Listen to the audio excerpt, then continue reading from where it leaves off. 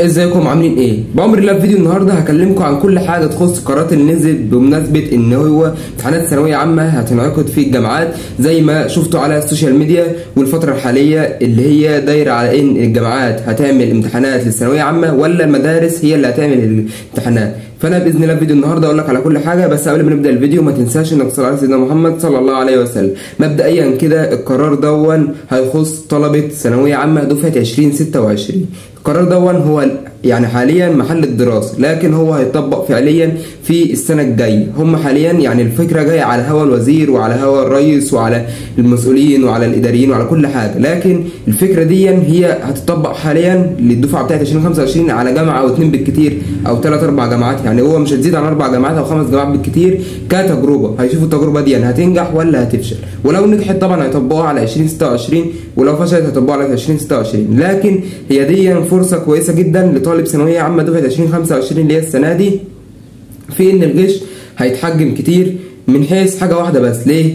ان هو اي اب لاي طالب مثلا من اللجان الاكابر اللي كانت بتعمل السنه اللي فاتت هيشتري لجنه كامله لابنه، فده مش هيحصل. لان الجامعه لما بتعمل لجنه لطالب ثانويه عامه هتعمل لجنه، اللجنه دي هتكون في المدرجات بتاعه الكليه، وطبعا ما ينفعش حد يشتري المدرج ده كامل او يشتري اللي هو السكشن او الكتشر بتاع الجامعه ده. لكن انما في المدارس اي اب من لجان الاكابر ينفع يشتري اللجنه كامله ويغش لابنه ولزمايله. فهي الفكره الوحيده انها تحجم الغش في كده. لكن السماعات لو اي طالب عاوز يخش بسماعه هيدخل، لان السماعه بتتزرع. سمعت الفتره الحاليه ان في دكاتره بقوا متخصصين في زراعه السماعه، ما بقتش تظهر جوه الودن، لكن بيعملوا لها فتحه كده زي سنتي او 2 سم كده، وبيحطوا سماعه وبيقفلوا من الجلد جوه الودان. وطبعا الكلام ده انا مش متاكد منه، لكن هو ده اللي انا سمعته الفتره الحاليه. فهي السماعه لو دخلت في المدرسه هتخش في الجامعه ومش هتبان اصلا، ولا الجهاز هيصفر اي حاجه لانها بلاستيكيه، وكمان بتنشحن بكارت. فالخطوه دي انا شايفها خطوه كويسه جدا في ان لجان الاكابر تقل، وكمان ما حدش هيعرف يشتري لجنه لابنه.